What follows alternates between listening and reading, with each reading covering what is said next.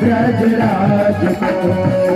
मैं हूँ सहेली ऐसा बताना ब्रजराज को, ब्रजराज को। अरे चाल चले हैं पहल के चूड़ा।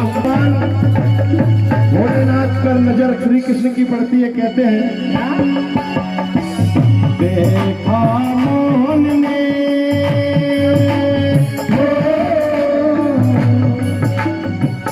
समझ गए वो सारी बात रे, सारी बात रे। देखा कहने ने समझ गए सारी बात रे, सारी बात रे। और भगवान श्री कृष्ण बड़े प्यार से बंसी बजाने लगे। थोड़ा बढ़ा दीजिए हारमोनियम। सभी सदस्यों के साथ महाराष्ट्र में नहीं जाना। अरे कम से कम इन्हें दूर से लोगों समय बता दो, हम नहीं जा रहे हैं भैया, वे नहीं जा रहे, समय चल जाओ।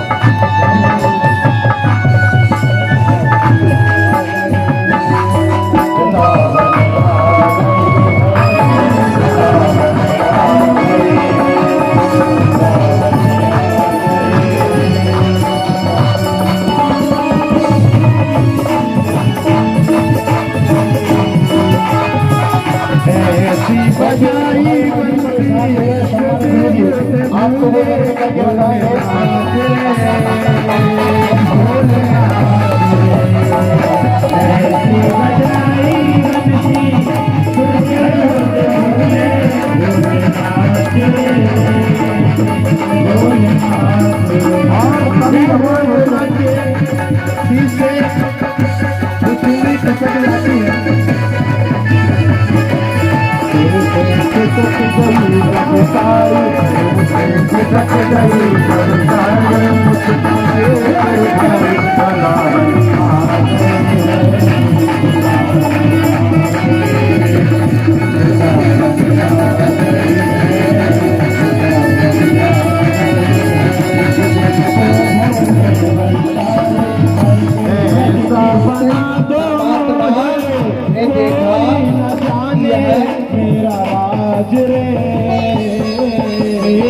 परमात्मा ऐसा बना दो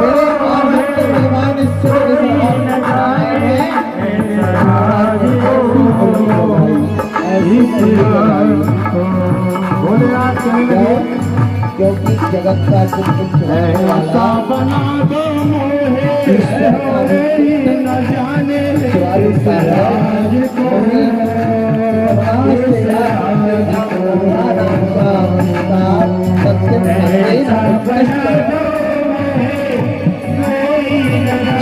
परमात्मा ने अपने आधार पर रखकर उस मुरली को बजाया।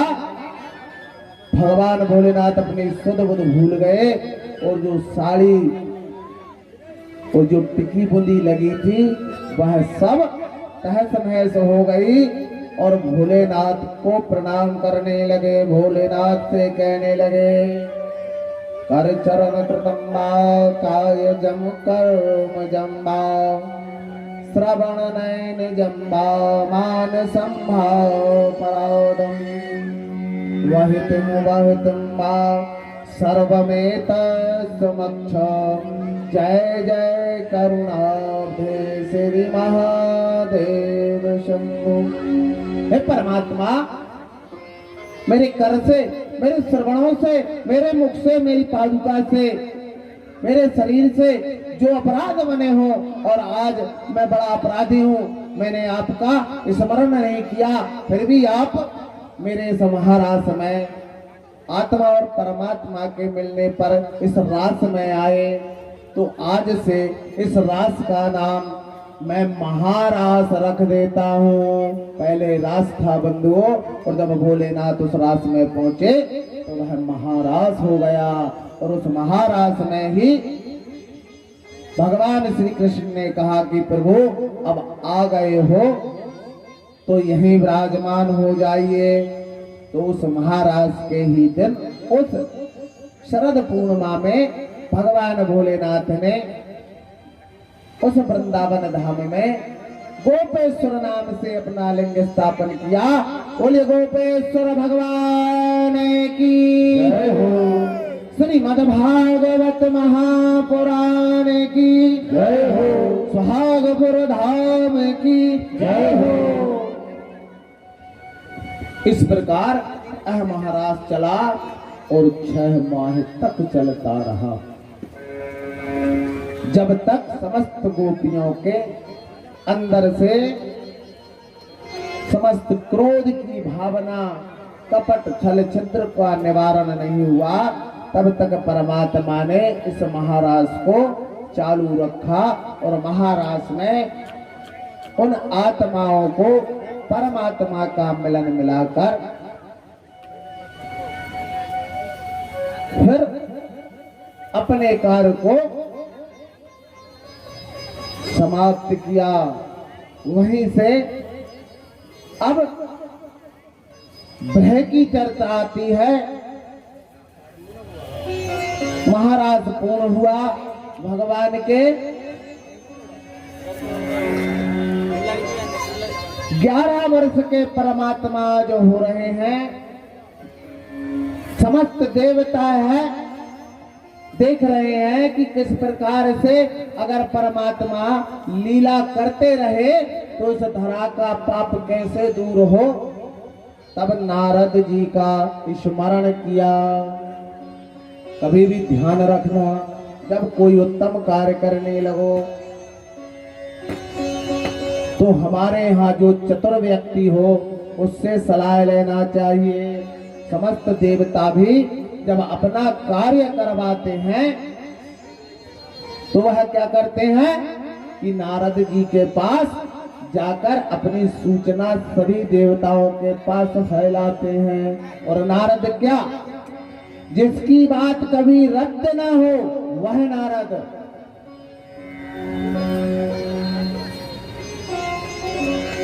भजमन नारायण नारायण हरि हरि, भजमन नारायण नारायण हरि हरि, भजमन नारायण नारायण हरि हरि। तेरी लीला सबसे है न्यारी न्यारी, हरि हरि। तेरी लीला सबसे न्यारी न्यारी, हरि हरि। ओ श्रीमन नारायण नारायण हरि हरि, श्रीमन नारायण नारायण हरि हरि, श्रीमन नारायण नारायण हरि हरि, श्रीमन नारायण नारायण हरि हरि। तेरी लीला सबसे है नारी नारी, हरि हरि। तेरी लीला सबसे है नारी नारी, हरि हरि। भगवान नारायण नारायण हरि हरि, भगवान नारायण नारायण हरि हरि, भगवान नारायण नारायण हरि हरि। गोपाल कृष्ण भगवान की। आज नारद कंस के दरबार में पहुंचे और कंस ने नारद का स्वागत किया। और नारद का जब स्वागत किया तो नारद जी कहने लगे, अरे कंस महाराज, आप तो असक्त हो रहे हो, इतना भयभीत हो रहे हो, कारण क्या है, क्या मुझे भी बतलाओगे। कंस कहने लगा है, महर्षि आप तो जानते हो, आपने कहा कि देवकी का 8वां पुत्र कौन सा होगा, यह पंखड़ी वो पंखड़ी, मैंने सबको मार डाला, परंतु ये कहां से बच गया मुझे नहीं पता। और वह देवी जो अष्टभुजी थी वह कहने लगी कि तेरे मारने वाला तो गोकुल में पैदा हो गया है, उसी दिन से चैन नहीं पड़ रही, प्रभु कोई तो उपाय बताइए। नारद जी कहने लगे, तुम्हारे पास इतने इतने बड़े योद्धा हैं, तुम तुम्हारे शत्रु को नहीं मार सके। बोले महाराज, समस्त योद्धाओं को भेजता हूं पर जाते सब हैं, लौट कर कोई नहीं आता। नारद जी कहने लगे, जब लौटकर कोई नहीं आता तो उसी को बुला लो जिसे मारना है। बोले कैसे? बोले मैं बताऊं? बोले हाँ। बोले तुम्हारे घर भगवान शिव का दिया हुआ पिनाक धनुष है? बोले हाँ। बोले उस पिनाक धनुष के शुभारंभ में धनुष यज्ञ करवा दो और उसमें तुम्हारे शत्रु को निमंत्रण दे दो। तुम्हारे पास फिर तो हजारों बलशाली व्यक्ति हैं, जब शत्रु तुम्हारे घर आ जाएगा तो जी में आए जैसा मार लेना। कंस के यह बात फिट हो गई, कहना नहीं, नारद उसका नाम, जिसकी बात रद्द ना हो वह नारद। अब तो कंस ने आपातकालीन सभा लगाई और तुरंत सबको बुलाया और बुलाकर कहा इनमें सबसे धार्मिक प्रवृत्ति का कौन व्यक्ति है? तो वहां पर धार्मिक प्रवृत्ति का व्यक्ति एक ही है मात्र। कौन? बोले वसुदेव के मंत्री अक्रूर जी। सम्मानीय मुग्धन जी, बड़े भैया बबलू भैया जी आए और गुरु जी का आशीर्वाद प्राप्त करें। सम्मानीय राजेश सरपंच साहब समस्त मित्रगण करणपुर से आए हैं, पधारे और गुरुदेव महाराज जी का आशीर्वाद प्राप्त करें। और समस्त कृष्ण के वंश में अक्रूर जी बुद्धिमान व्यक्ति थे। और अक्रूर जी कौन थे? यादवों के ज्येष्ठ, वही सब में वृद्ध थे और मंत्री भी थे। अक्रूर जी यह जानते थे कि देवकी का 8वां गर्भ जो है वह कृष्ण है और यह पता न लग जाए किसी को, इस बात को वर्षों से छुपा रहे थे। परंतु जब कंस ने आपातकालीन सभा बुलाई और सभा के मध्य में अक्रूर जी से कहा, बोले अक्रूर जी तुम यादवों के मंत्री हो और तुम यादवों के ज्येष्ठ भी हो, इसलिए तुम गोकुल जाओ और वसुदेव से कृष्ण को हमारे यज्ञ में निमंत्रण देकर आओ। और निमंत्रण लेकर आते हुए और शांत में ही लेकर आना।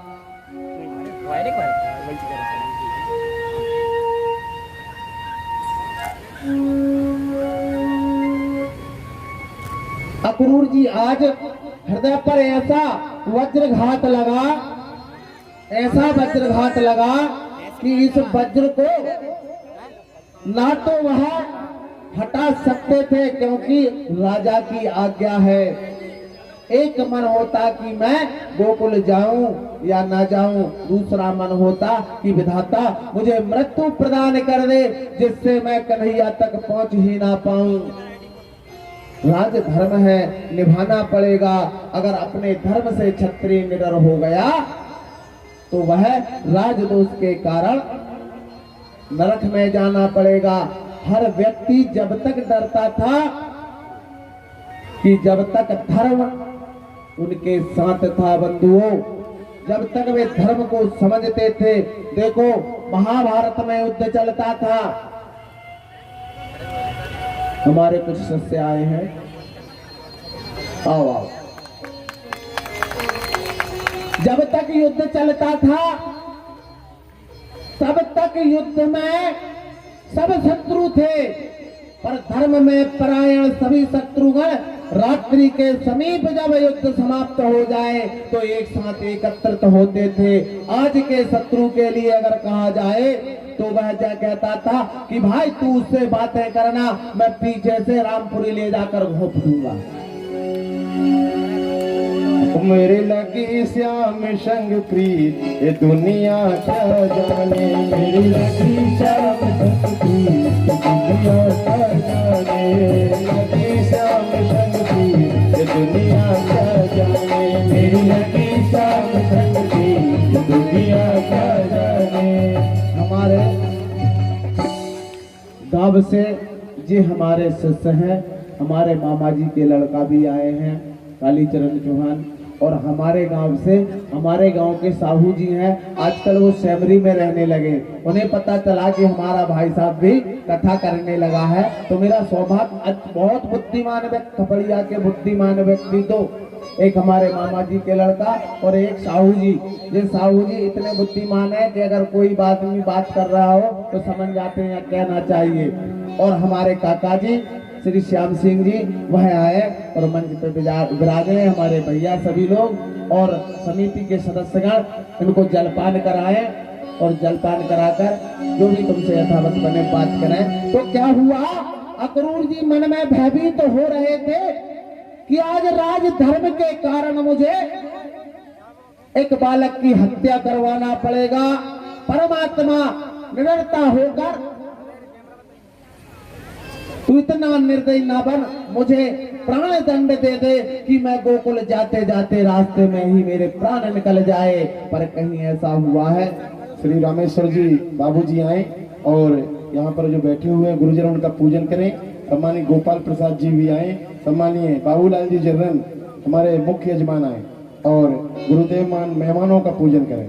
आज अक्रूर जी गोकुल पहुंचते हैं और गोकुल पहुंचते पहुंचते मन में यह विचार कर रहे हैं कि किस प्रकार से मैं यशोदा को यह बताऊंगा कि यह तेरा लल्ला नहीं है। किस प्रकार से मैं नंद बाबा को यह बताऊंगा कि यह वसुदेव का लल्ला है। हे विधाता, कैसी विडंबना लेकर आया है जो मैं कह नहीं सकता। आज वही कार्य तुम मुझसे करा रहे हो। धार्मिक प्रवृत्ति के थे अक्रूर जी, बहुत समझदार थे। अगर एकदम से जाकर मैंने कह दिया कि कन्हैया तेरा लल्ला नहीं है तो हो सकता है यशोदा मैया को अटैक आ जाए। नंद बाबा 75 साल के हैं, हार्ट अटैक हो जाए, क्या होगा, कैसे कहूं राम। अक्रूर जी पहुंचे, वसुदेव जी ने सभी प्रकार से सम्मान किया। अक्रूर जी अपने सैनिकों के तहत उस नगर की छावनी बना ली और कहा कि हे मेरे मंत्रियों, दुराचारी कंस के गुप्तचरों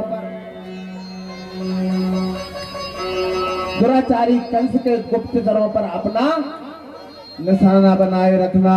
न जाने कब किस तरह से वो इन बालकों पे घात कर दे। अक्रूर जी के मन में अत्यंत चिंता। अब अक्रूर जी वसुदेव के घर पहुंचे और वसुदेव जी को प्रणाम किया। प्रणाम करते करते वार्तालाप हुई। वार्तालाप करते करते कहे वसुदेव जी, बोले हाँ। बोले एक बात समझ में आई। बोले एक बात समझ में आई। बोले क्या? बोले जिसी रात देवकी ने एक कन्या को जन्म दिया और तुम्हारे घर यशोदा जी का यह लल्ला कृष्ण का जन्म हुआ। बोले हाँ। इसमें तुमको कुछ रहस्य नहीं लगता? बोले क्यों? बोले एक बात बताऊं, जो कन्या का जन्म हुआ था ना वह तुम्हारे घर हुआ था। बोले अच्छा, हाँ। और ये लल्ला? बोले ये लल्ला वसुदेव जी का है, जो कंस से छुपकर यहाँ देकर आओ। इतनी बात सुनी और धड़ाम से पृथ्वी पर कि राम, जिस लल्ला के लिए मैं पाल रहा था, मेरा बेटा था, वह वसुदेव का पुत्र है। बोले अक्रूर जी क्षमा चाहता हूँ, ये बात तुम यशोदा को मत बता देना, वह बाबरी पागल हो जाएंगे। पर बताना तो पड़ेगा। यह वार्तालाप चल रही थी कि जल का पात्र लेकर मैया आई थी और मैया ने जैसे ही इस बात को सुना, हाथ से जल का पात्र धरती पर पड़ा और हृदय पर वह वज्रघात हुआ कि जिस बेटे के लिए मैं जन्म से युवा अवस्था तक अपना समझती थी, सर्वथा यह गलत है। मैं किसी देवता की भी नहीं मान सकती कि कन्हैया मेरा लाल नहीं है। मैं किसी देवकी को नहीं जानती, मैं किसी नंद बाबा को नहीं जानती, मैं किसी वसुदेव को नहीं जानती, पर कन्हैया को जानती हूँ। कन्हैया मेरा लल्ला है। नाना प्रकार से विलाप करने लगे। अक्रूर जी ने बहुत समझाए, पर माँ की ममता बिलख रही है यशोदा मैया। और बिलखेगी क्यों नहीं भैया, जिसके घर चौथेपन में लल्ला हुआ हो और उस पर सर्वत्र अपना प्रेम निछावर कर दिया हो, और अचानक कोई आकर यह कहे कि यह बेटा तेरा नहीं किसी और का है, तो पूछो उस माँ का क्या हाल होगा। पृथ्वी पैरों तले से खिसक जाएगी, आसमान फट जाएगा।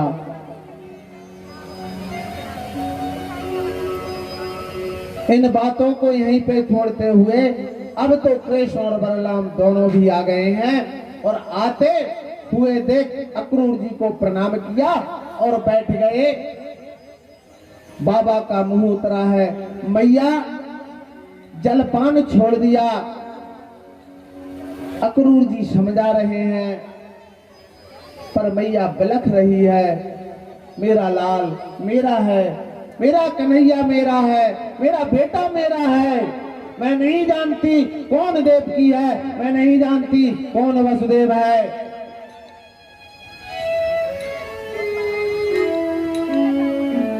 अक्रूर जी तुम गलत कह रहे हो, सर्वथा अनर्थ है ये बात।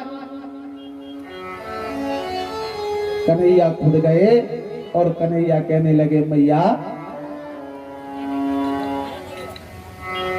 अरे मैया मैं सर्वथा तेरा ही कन्हैया हूं, मैंने तो अब मेरी मैया को देखा ही नहीं।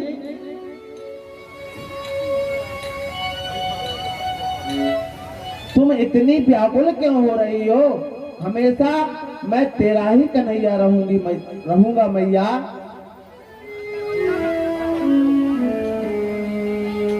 यशोदा मैया कन्हैया से लिपट जाती है। वह ब्रह के क्षण एक माँ और पुत्र के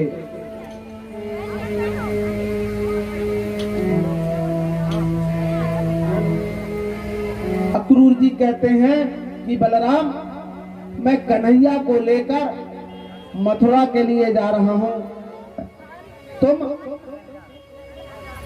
अभी कोई नहीं जानते कि वसुदेव के दो पुत्र हैं, मात्र कन्हैया को ही जानते हैं कि कन्हैया ही वसुदेव का पुत्र है, इसलिए तुम मेरे गुप्तचरों के तहत अपने राज्य को चले जाओ। बलराम कहने लगा, काका मेरा भाई मौत के मुंह में जाए और मैं उसका ज्येष्ठ भ्राता छुपकर बैठ जाऊं, जहां मेरा कन्हैया जाएगा वहां उसका बड़ा भैया जाएगा, और जब तक मौत मुझसे गुजरेगी तब तक कन्हैया पे आंच नहीं आने दूंगा।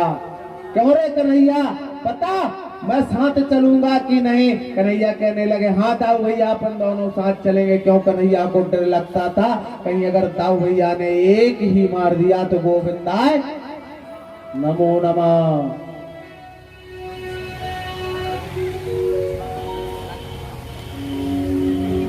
अक्रूर जी का प्रातःकालीन रथ तैयार, मां ने 3 दिना से भोजन जलपान कुछ नहीं किया, और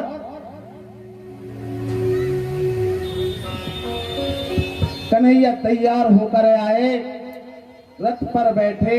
समस्त ग्वाल वालों ने आकर रथ को पकड़ लिया। कहने लगे, कन्हैया अब तुम लौट कर नहीं आओगे, हमें ऐसा आभास हो रहा है।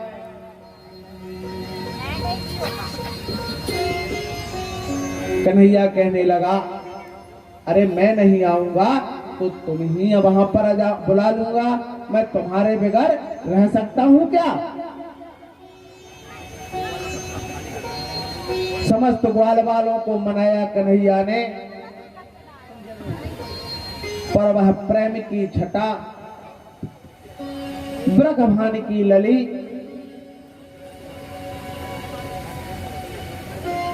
आज खड़ी होकर इंतजार कर रही है। कन्हैया गए और कहने लगे, राधे अब वह क्षण आ गया है जहां पर तुमको यह धर्म की प्रेम की स्थापना करना है। लली, अगाध प्रेम के कारण अगर तुम्हारी आंखों से अश्रुओं के 2 बूंद भी इस धरा पर गिर गई तो यह वृंदावन बरसाना तुम्हारे आंसुओं की धार में बह जाएगा, बह जाएगा। है प्रिय, इसलिए तुम्हें शपथ है मेरी कि अपने नेत्रों से आंसुओं का जल ना बहाना। गौएं रो रही है, बछड़े रो रहे हैं। बोल भागे बिहारी लाल की बैठे जा रहे हैं। कृष्ण लेते हैं, जय हो।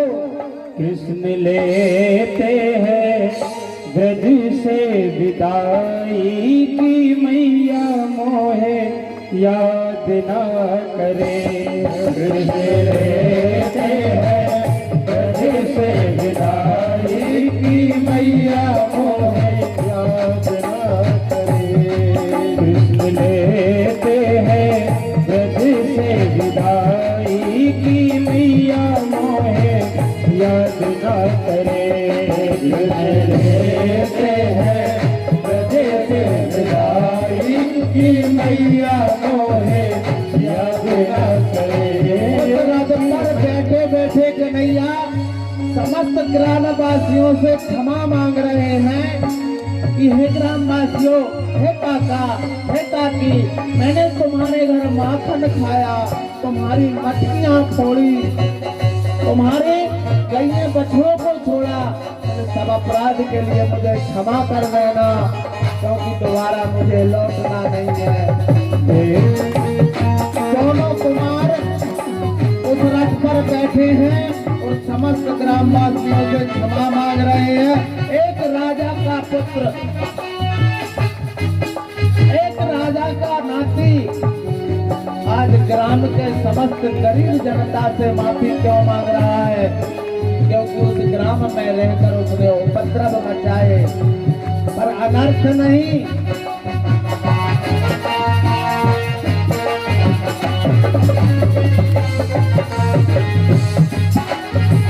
जय हो।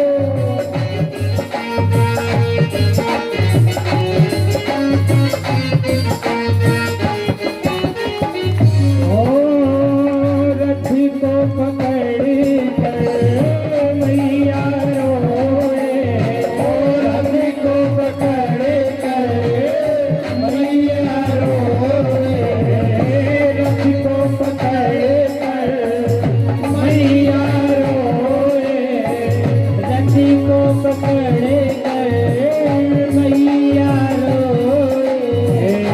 मैया रोए सारी सखिया रोए, मैया रोए सारी सखिया रोए।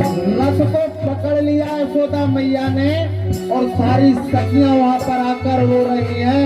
सखियां तो छोड़ो बंधुओं, उस गोकुल की गैया इतनी रोई, इतनी रोई कि गोकुल में एक नदी बन गई, जिनसे एक अलग नदी का प्रागट्य हो गया।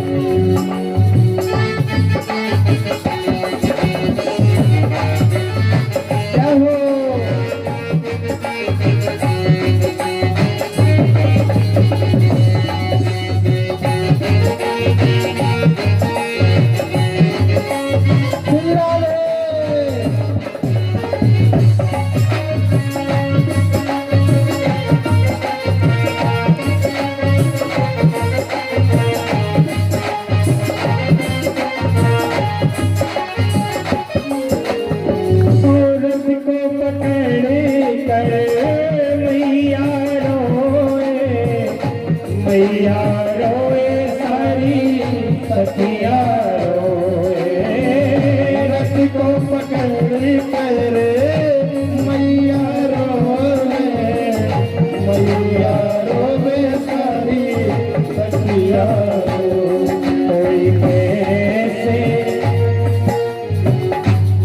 कोई कैसे सहे ये जुदाई की मैया मोहे याद ना करे,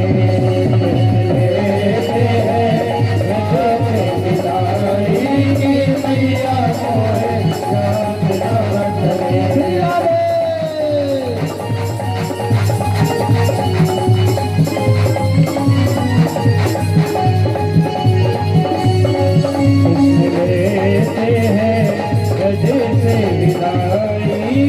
मैया मोहे याद ना करे। जब भगवान की विदाई हुई, इस प्रकार से विदाई के बाद रथ चल दिया, समस्त ग्रामवासी भगवान से विदाई लिया। अब मध्य रास्ता में जमुना जी ने, अक्रूर जी ने सोचा कि क्यों ना स्नान कर लिया जाए, परंतु अक्रूर जी के मन में एक बहस चल रही थी, हे भगवान इन बालकों का क्या होगा? कंस के यहाँ बड़े बड़े मुष्ट चाणूर जैसे योद्धा हैं, ये बालक कैसे उनका सामना कर पाएंगे?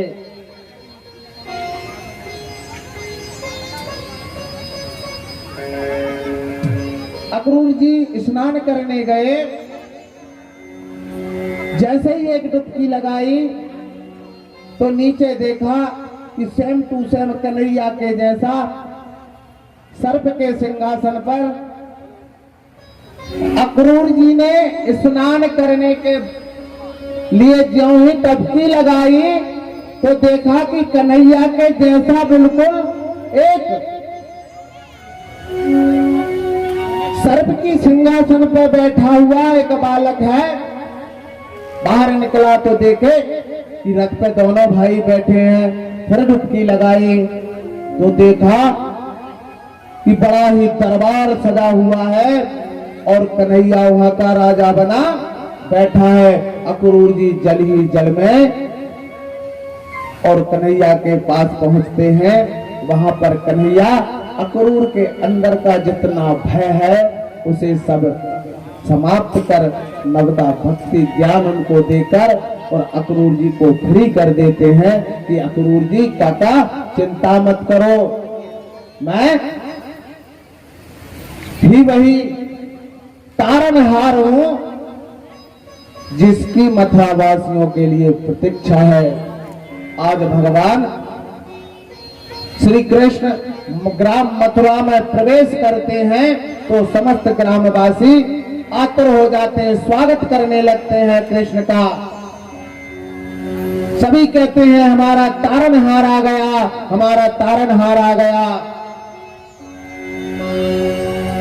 झूम उठते हैं, पुष्प मालाएं लेकर आते हैं।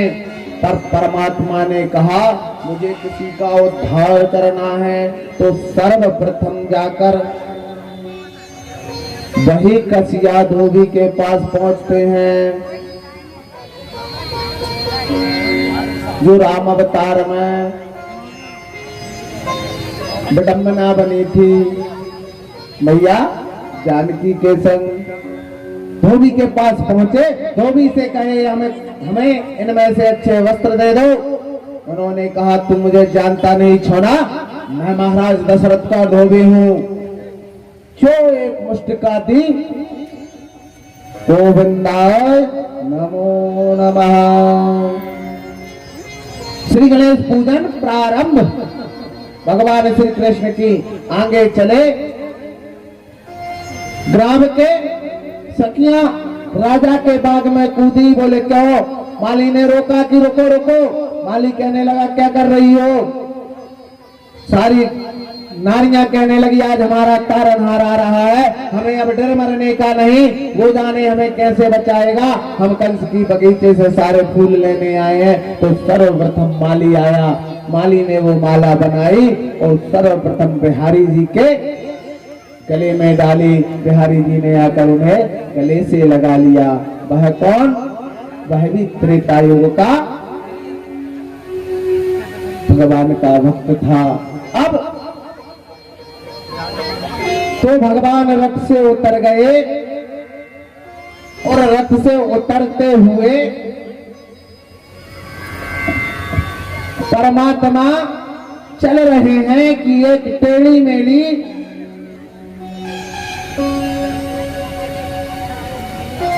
सी स्त्री उधर से हाथ में पराग का चंदन लेते हुए चली आ रही है। वह चंदन की ऐसी सुगंध आ रही है मानो सारा मथुरा सुगंधित हो रहा हो, बहुत पुष्प फूले हो। भगवान कृष्ण और बलराम ने उसे रोक लिया। भगवान कृष्ण कहने लगे, अरे सुंदरी, यह क्या ले जा रही हो? तब एक बात बताओ, अगर सुंदर व्यक्ति हो बात सुंदर कहो तो वो ककर शर्म है, और ते कारो कुबरो और बात भूरा कहो तो वो क्या है? सुंदरी बात बताइए।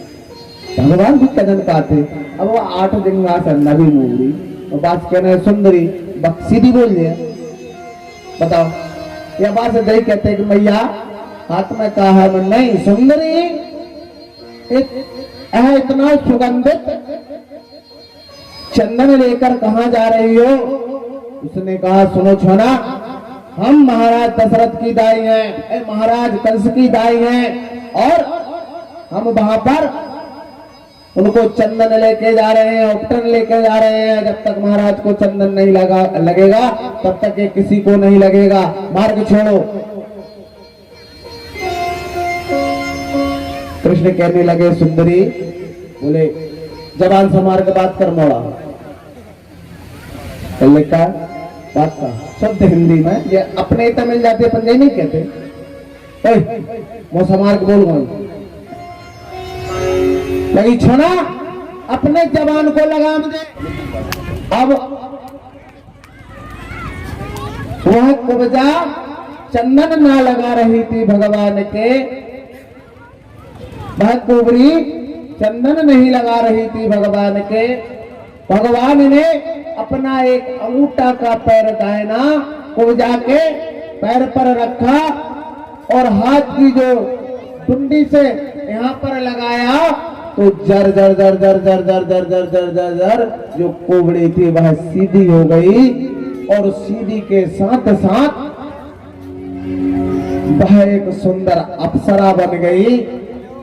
तब भगवान ने कहा, देखो कुब्जा, तुम सुंदर हो ना, इसीलिए मैंने तुमसे सुंदरी कहा था। वह चरणों में गिर गई और जितना उपटन था वह सब भगवान को लगा दिया और कहने लगी मेरी कुटिया में पधारो।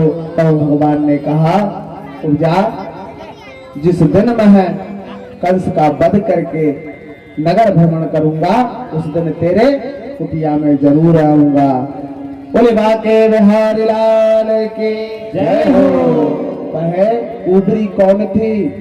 द्वापुर की मंथरा। कहीं कहीं और भी किसी का आता है वर्णन उसमें। वह मंथरा कुब्जा बनी और उस कुब्जा का इस जन्म में भी भगवान ने उद्धार किया, सुंदर बनाई। आगे चलते हैं। महाराज कंस ने बड़ा ही भयानक षड्यंत्र रचा। अपना सबसे बलशाली,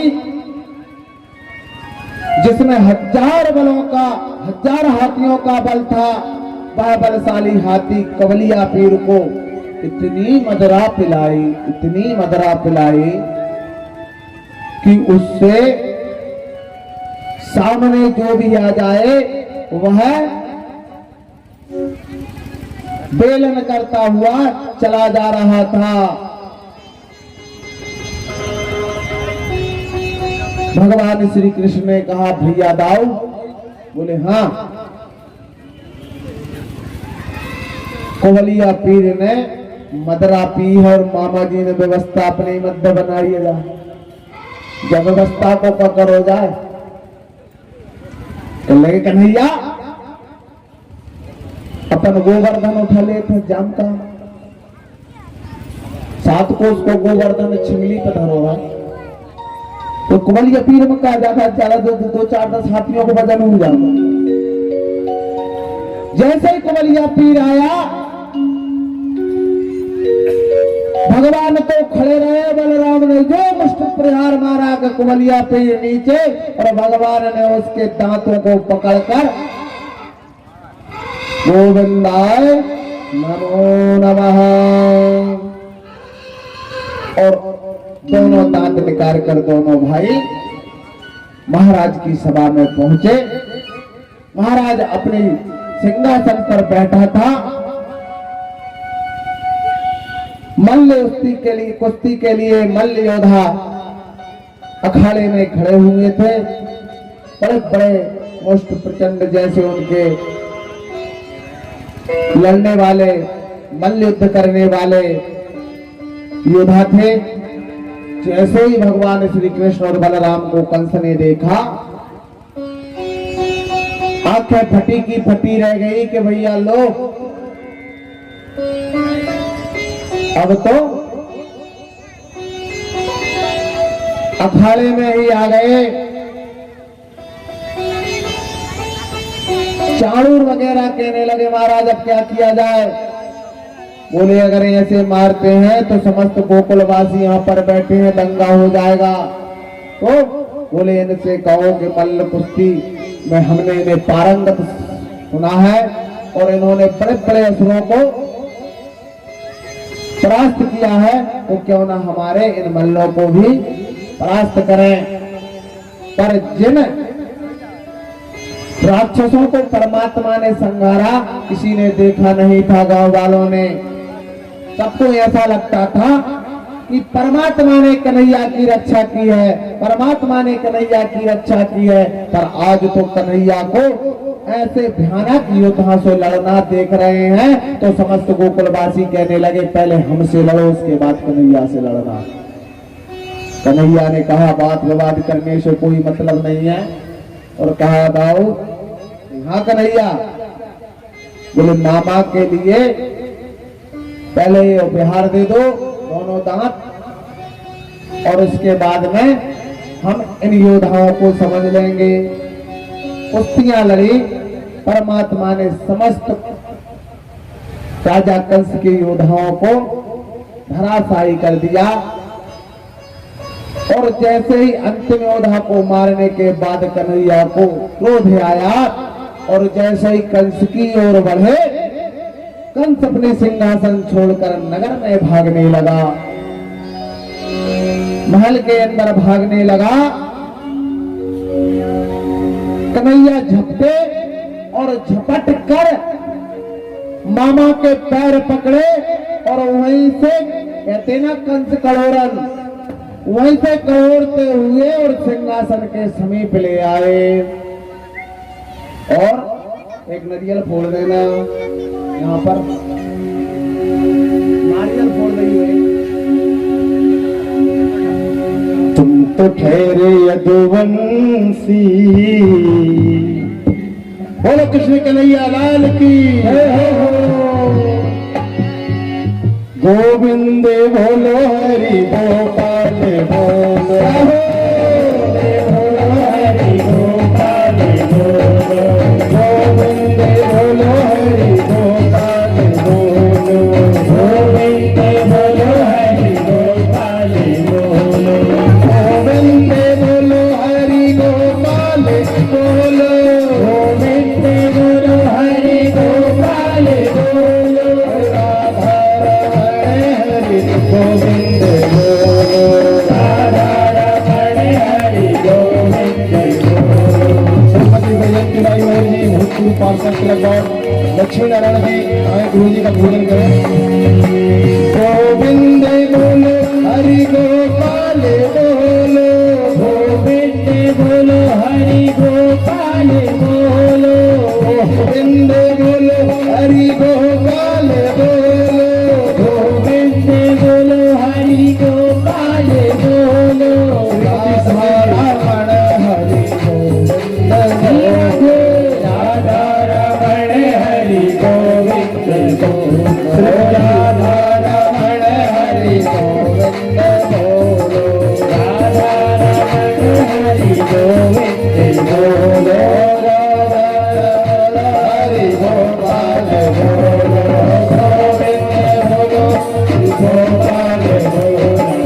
श्रीमती शशि जी मालवीय पूर्ण नगर पालिका अध्यक्ष आए और पूजन करें। हरे कृष्णा कृष्णा कृष्णा राधे राधे राधे राधे कृष्णा राधे राधे राधे राधे राधे कैसी देर लगाई सबरी का हे नाथ नारायण वासुदेवा कैसी देर लगाई सबरिया हे नाथ नारायण वासुदेवा। और कृष्ण जैसे ही कन्हैया ने कंस के पैर पकड़े, कंस के हृदय में धड़कने बढ़ गई। आज नभ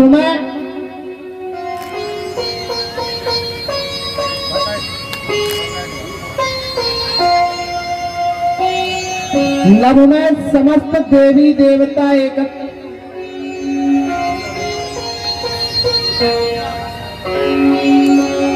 गोविंद मेरो है गोपाल मेरो है गोविंद मेरो है गोपाल मेरो है गोविंद मेरो है गोपाल मेरो है गोविंद मेरो है गोपाल मेरो है। अब मैं ऐसी अड़चने आत ध्यान रखियो, यज्ञ कराओ 50 का बिगना है।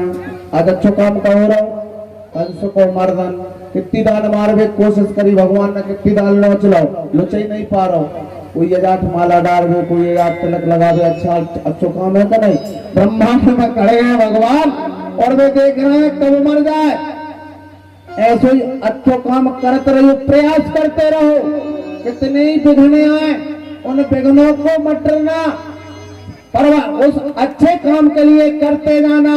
कोई कहेगा टेंट फटा है, कोई कहेगा फैब्रिकाट फटा है, कोई कहेगा अरे यार तुमने अच्छा वक्त नहीं लाना, बड़े करे को फटो नहीं बोल रहे हो। दो संगीत वाले कहो ए भैया गावे, अरे परमात्मा को नाम तो भज रहो, वो कैसे ही होगा तो करो।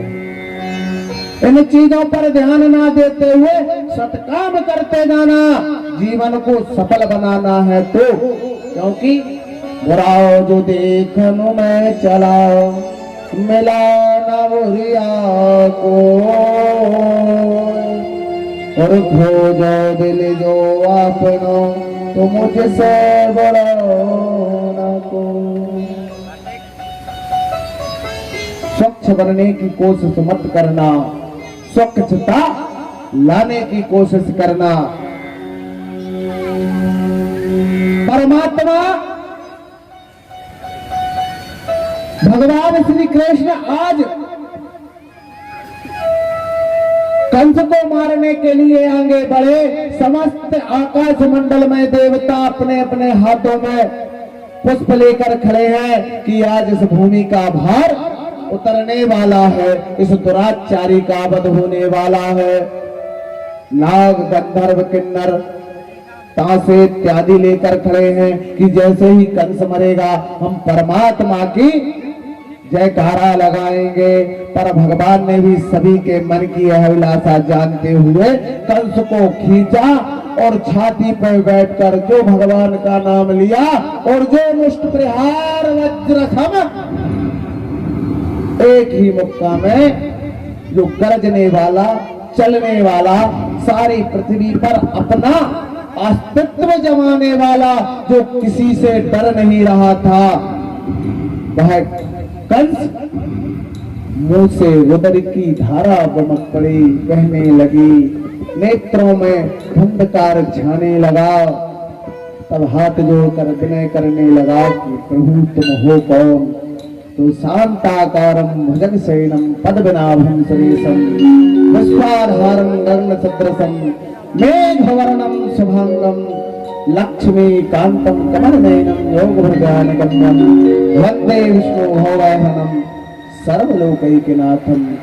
ऐसे परमात्मा ने अपने चारों भुजाओं को लेकर उस कंस को दर्शन कर उसकी दिव्य आत्मा को अपने में धारण कर लिया। इसीलिए तुलसीदास जी ने कहा है कि निंदक नियरे राखिए आंगन कुटी छबाए, बिन पानी साबुन बिना निर्मल होत सुभाए। मेरे बिहारी ऐसे हैं कि दुष्ट को भी अपना, भक्त को तो अपना बनाते ही हैं, पर दुष्ट पे पहले कृपा करके उसे अपने में मिला लेते हैं। यही बिहारी है। आज कंस का मर्दन हुआ और बोलिए बाके बिहारी लाल की कंस मर्दन भगवान की जय हो। कंस का मरण हुआ। कंस के मरने से उसका ससुर जो जरासंध था वह भगवान पर अति क्रोधित हुआ। परमात्मा ने और समस्त उनके जो ग्राम के गुप्तचर थे उन सब ने मिलकर उसे भगाया। अब भगवान श्री कृष्ण और बलराम अंदर अपने माता पिता से मिलने जाते हैं जहल खाने में। वहां जाकर पिता वसुदेव और माता देवकी को देखा तो हाल बेहाल थे। आज माता पिता के प्रेम में घोर विभोर होकर कन्हैया को गले लगाए और माता कहने लगी कि बेटा जिसका यह राज्य था वह भी कारोबास में है। बोले कौन? बोले तुम्हारे नाना जी महाराज उग्रसेन जो काल कोठरी में थे। आज कृष्ण उनके पास गए और जाकर महाराज उग्रसेन को छुड़ाया और जो साधु संत कंस ने अपने कारोबास में डाल रखे थे उन समस्त को बंदी गृह से मुक्त कर इस धरा पर छोड़ा। ऐसे मेरे बाके बिहारी लाल है। बोले बाके बिहारी लाल की जय हो। श्रीमद् भागवत महापुराण की जय हो। इन सबको काल से निवृत्त करने के पश्चात मैया कहने लगी क्यों रे तू 11 वर्ष का हो गया है अभी तक कुछ शिक्षा दीक्षा ली का नहीं। कन्हैया कहने लगा मैया केवल गैया चराई है, वंशी बजाई है, माखन और मिश्री खाई है, इसके अलावा यह पता नहीं है कारो अक्षर भैंस बरोबर। समस्त विद्या और समस्त शास्त्र को जानने वाले परमात्मा आज माता से कह रहे हैं मैया मुझे कोई ज्ञात नहीं है, मैं कुछ नहीं पढ़ा। तो वसुदेव जी कहने लगे अवंतिकापुरी में एक बहुत अच्छे ज्ञानी मुनि हैं, क्यों ना देवकी हम हमारे पुत्रों को वहां पढ़ने के लिए उस आश्रम में भेजें।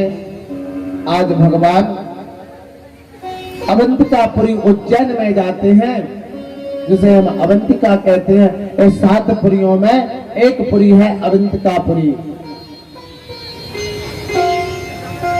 भगवान की यहाँ शिक्षा दीक्षा हुई। भगवान गुरु के आश्रम में पहुंचे, गुरु को प्रणाम किया। शांतपनी जी ने उनको आशीर्वाद दिया। यहीं से इनकी मित्रता का भी परिचय हुआ। जैसे ही अंदर पहुंचे गुरु ने एक ब्राह्मण का बालक था उससे कहा कि तुम्हारी कुटिया में कितने जन हैं? तो उन्होंने कहा गुरुदेव मात्र मैं अकेला हूँ। तो बोले तुम इस कृष्ण और बलराम को अपने साथ रखो। तो कृष्ण और बलराम जैसे ही उसकी कुटिया में पहुंचे तो पहले नाम नहीं पूछा।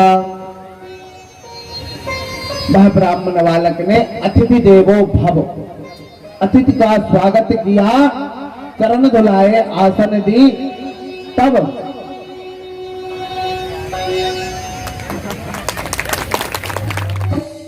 बिटिया का बहुत बहुत धन्यवाद जो आशीर्वाद देने आई।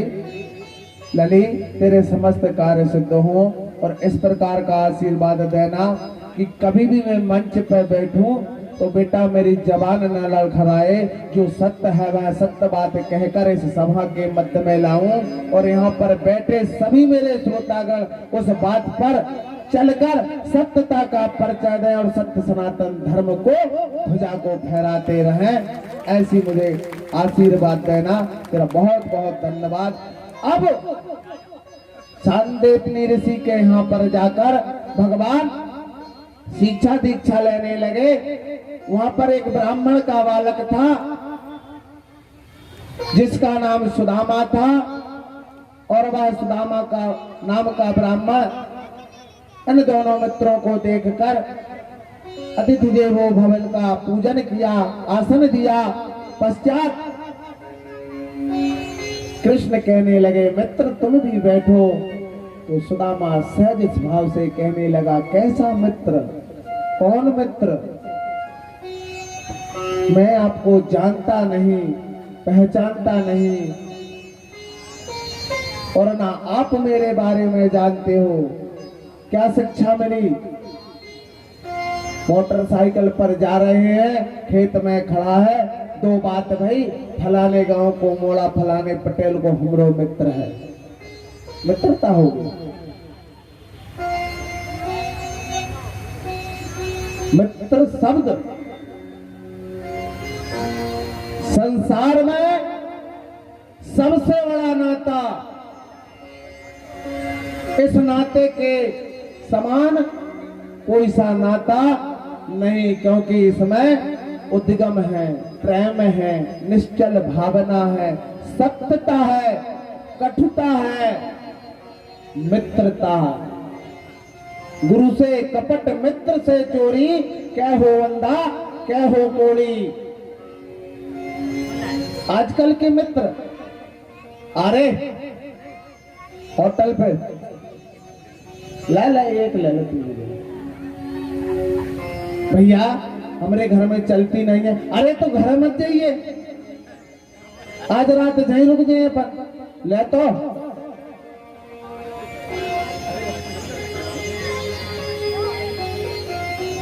मित्र वो जो सदमार्ग पर चला दे, धन्य है मेरा मित्र। मैं उसे साधुवाद देता हूं, मैं उसे यहां से आशीर्वाद देता हूं कि इस धरा पर जब तक रहे परमात्मा उसके पैरों में कभी हील ना गड़ने दे। आज इस व्यास मंच पर जो बैठा हूं वह मेरा कुछ नहीं, उस मेरे मित्र का आशीर्वाद है जिसने मुझे सौगंध देकर बिठारा था। यहां पर बैठी मेरी बड़ी भाभी, इन्होंने श्रावण के महीना में कुछ नारियों से चंदा एकत्रित करके श्रीमद् भागवत का आयोजन किया, उसमें यह भवानी भी गया था। मेरी पहली कथा जब ये मेरे पास पहुंची कि भैया तुम कथा कर दो, हम समस्त नारियों का मन है कि हम इस कथा में तुमको बिठाना चाहते हैं। उनकी भाभी मैं कथा तो कर दूंगा परंतु ज्यादा साजबाज मत लगाओ, न जाने कथा में कुछ बोला जाए, अपने पहली बार कथा है, तुम रहने दो, मैं नहीं कर रहा। मेरी फोन पर उससे बात चल रही थी, कहने लगा भाई साहब तेरे जीवन का पहला कार्य है, इसको चूक मत जाना, तुझे शपथ है मेरी, तुझे सौगंध है मेरी, तू व्यास गादी पर बैठना और तू कथा वो कहेगा रे पगले कि पहली बार में तू ऐसा बोलेगा कि तुझे गांव के लोग जो उपद्री कहते हैं, जो गुस्सेला पंडित कहते हैं, सब भूल जाएंगे। अच्छी कथा कहेगा। और आज के मित्र चिलम और चुटकन बता रहे हैं, अरे उससे अच्छा तो मेरा वह मित्र है कि एक गरीब ब्राह्मण को चिलम का चुटका न बताकर पुस्तक पकड़ा दी। आज हजारों को मैं ये भगवान के चित्रों का गुणगान करा रहा हूँ। उस गुणगान का सारा फल मेरे मित्र को जा रहा है। इसमें तो सुख भोगेगा, अंततः स्वर्ग में जानकर हरि के पास जाकर भी वह सुख भोगेगा। मित्र हो तो मेरे मित्र जैसा हो, मैं यह गर्व से कहता हूं, क्योंकि परमात्मा का मित्र तो सुदामा था और सुदामा ने चना खाकर सारी गरीबी अपने ऊपर ले ली थी, पर मेरे मित्र ने गरीबी नहीं, मेरी गरीबी को मिटाने के लिए उसकी सौगंध देकर मुझे इस भागवत पर बैठा दिया। धन्य है वह मित्र और धन्य उसकी जननी और धन्य उसका वह परिवार, जीवन भर तक उसे हमेशा सुख और समृद्धियां मिलती रहें। और अगर बंधु यहाँ पर मेरे जैसे नौजवान मित्र बैठे हो तो मित्र चुनकर बनाना, कभी मित्र ऐसा मत बनाना कि जिस दिन मित्र की आवश्यकता पड़ जाए तो वह उस लोक सत्य हो जाए कि धीरज धर्म मित्र और नारी, आपत्काल परखिए चारी, परखिए चारी। आपत्ति के समय वह मित्र साथ में ना आ जाए। सुदामा कहने लगे, कैसा मित्र, कौन मित्र, तुम मुझे जानते नहीं हो, मैं तुम्हारी मित्रता स्वीकार नहीं करता। भगवान श्री कृष्ण कहने लगे, मैं मथुरा का राजकुमार हूं, महाराज उग्रसेन का पुत्र हूं, नाती हूं, महाराज वसुदेव का पुत्र हूं, मैया देवकी का लाल हूं। और सुन, इतना भी नहीं, मेरी दो मैया है। गोकुल में मेरी यशोदा मैया है और बेबा मेरे बाबा हैं। पर मित्रता का हाथ मैंने बढ़ाया है तो मित्रता मैं ही निभाऊंगा। तुम मेरे मित्र बनोगे। जब सुदामा मित्र बना और वह मित्रता की पराकाष्ठा पर आगे खरा उतरा, 64 दिनों में समस्त विद्याओं को सीख कर आज कन्हैया फिर मथुरा आए। देवकी मैया ने स्वागत किया, पर जिस दिन से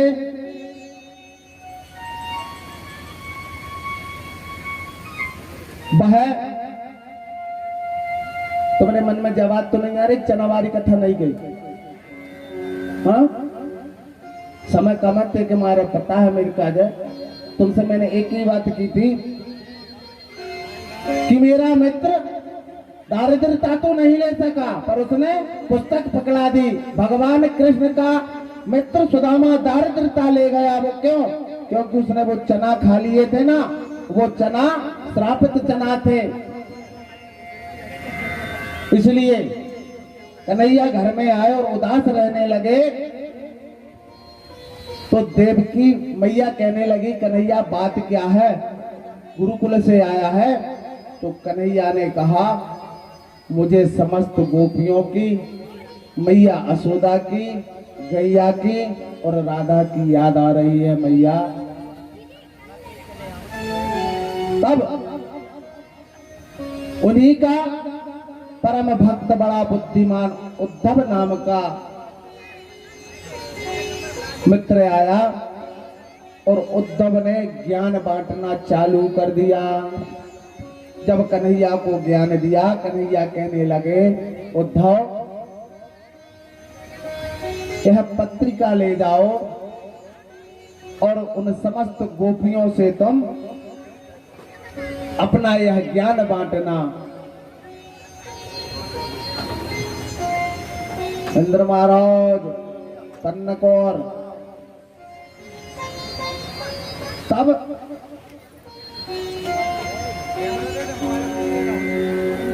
उद्धव गए और उद्धव के हाथ में पत्रिका। उद्धव ने देखा कि एक सुनसान जगह पर एक युवती खड़ी है जिसके नेत्र मात्र भगवान श्री कृष्ण के आगमन के लिए राह पर लगे हैं, जिसका नाम राधा, ना बोलती न चालती, अपना गृह कार्य किया और आकर उस राह पर खड़ी हो गई जिस राह से कन्हैया गया था। वे गोपियां उस राह पर आकर खड़ी हो गई जिस राह से कन्हैया गया था। अब तो ना उनका माखन अच्छा लगता है, ना उनका यमुना तट पर जाना अच्छा लगता है, ना वह काजल लगाती हैं, ना कुमकुम लगाती हैं। बस वह की याद में, कन्हैया की याद में दिन रात कन्हैया कन्हैया जपती रहती हैं। उद्धव ब्रज में आया और जब उद्धव को देखा, एक रथ को देखा, तो समस्त ग्वाल ने उस रथ के पास पहुंची और पहुंचते ही उद्धव कुछ बोलता उसके पहले कहने लगी, क्या तुम हमारे कन्हैया का कोई संदेशा लेकर आए हो? प्रेम में भोर विभोर बहे गोपियां। उद्धव कह ही पाता कि हाँ, जेब से वह पत्रिका निकाल ही रहा था कि ललिता नाम की, विशाखा नाम की गोपी ने इधर से हाथ से छुड़ाई और उस पत्रिका के एक एक टुकड़े समस्त गोपियों में बांट दिए। उद्धव ज्ञान देने लगा उन गोपियों को, पर वह एक ही शब्द कहने लगी, हे उद्धव, हम गोकुल की गमार ग्वालनिया क्या जाने तेरे वेद पाठ में। हम तो बस इतनी जानते हैं कि हमारे कन्हैया से हम अनंत प्रेम करते हैं। ये तो प्रेम की बात है उद्धव, ये जिंदगी तेरे वश की नहीं है। ये तो प्रेम की बात है उद्धव, जिंदगी तेरे वश की नहीं है। स्वर्ग के होते हैं सौदे, यहाँ स्वर्ग के होते हैं सौदे, आप की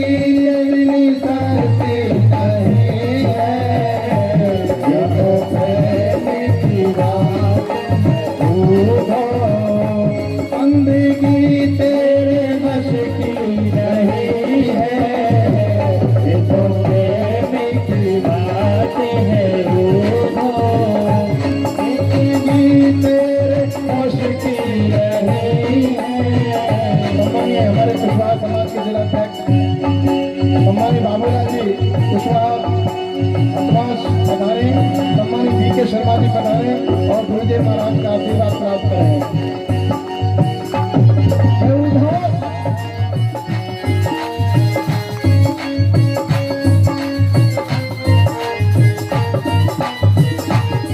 आज उस ग्राम में गोपियां और गौ, मानव जी को छोड़ो बंधुओं, वहां पर पशु पक्षी भी भगवान के नाम को रो रहे हैं। और हम क्या कर रहे हैं आप तुमको पता है? प्रेम वालों ने कभी वक्त पूछा, उनकी पूजा में सुन ले रे उद्धव। प्रेम वालों ने कभी वक्त पूछा, उनकी पूजा में सुन ले ये उद्धव।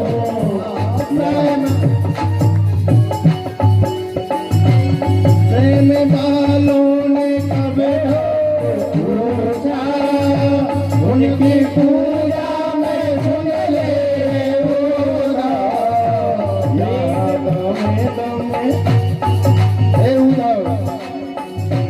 यहाँ दम दम होती है पूजा।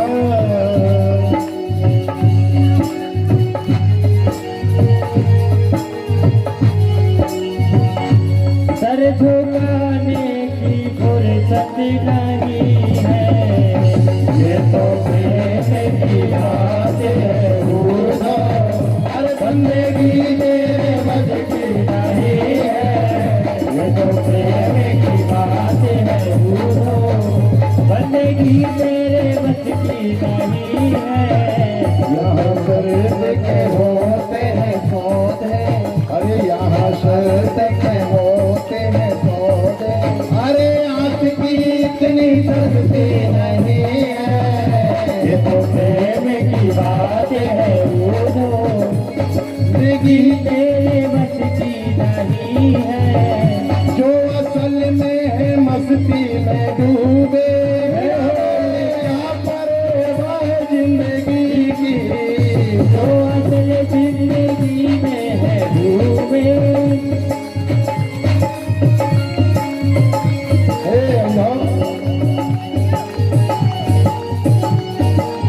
अरे ये तो प्रेम की बात है उधो, बंदगी तेरे वश की नहीं है।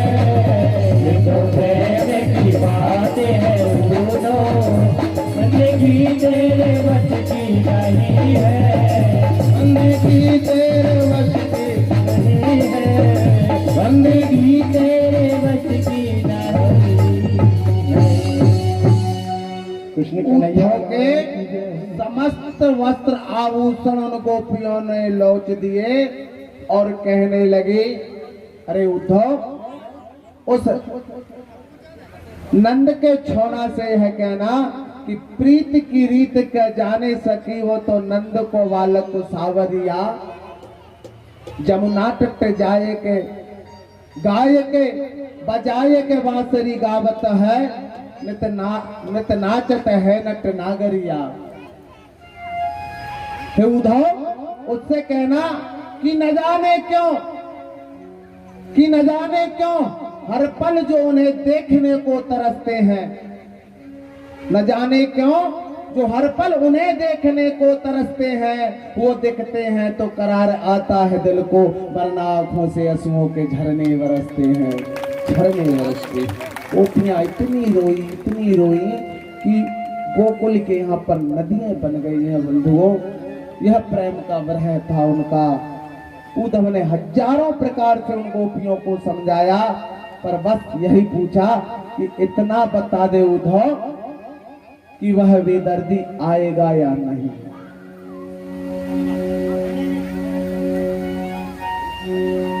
इस प्रकार से जब उद्धव ने देखा कि यहाँ पर इन नारियों को इतनी ताड़ना, इतनी ताप, तो जितना ज्ञान था वह समाप्त हो गया।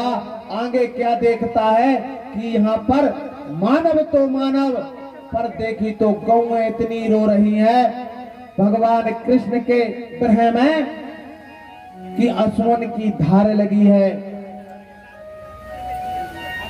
बंधुओं, हम जिसे जितना प्रेम करते हैं वह भी हमसे उतना ही प्रेम करता है, बस पशु बोल नहीं सकता। और हम लोग क्या करते हैं कि हमारी फसल कटी और फसल कटने के बाद तुरंत आग लगाते हैं खेत में। तुमने कभी यह जाना कि इन आग के कारण, इस आग के कारण कितनी आत्माओं का संहार होता है? मैं जानता हूं कि तुम किसान हो और किसान के लिए खेत साफ करना पहला धर्म है, और इस धर्म में सबसे पहला कार्य है गौ की रक्षा करना। और गौ के लिए आज से समस्त किसान लोग यह समझ लो कि सबका भूसा बन जाए, उसके बाद आग लगाओ। और अगर आग लग जाए तो जिसके घर जो व्यवस्था है रोडोवेटर पानी की, दौड़कर पहले उसे बुझाओ, भूसा बन जाएगा, उसके बाद आग लगाना बंधुओं। क्योंकि हर चीज मिल सकती है बाजार में, भूसा नहीं मिलता बाजार में। ये गौएं दर दर की ठोकरें खाती फिर रही हैं, इनके पेट भरने के लिए मात्र इतना ही धर्म कर लो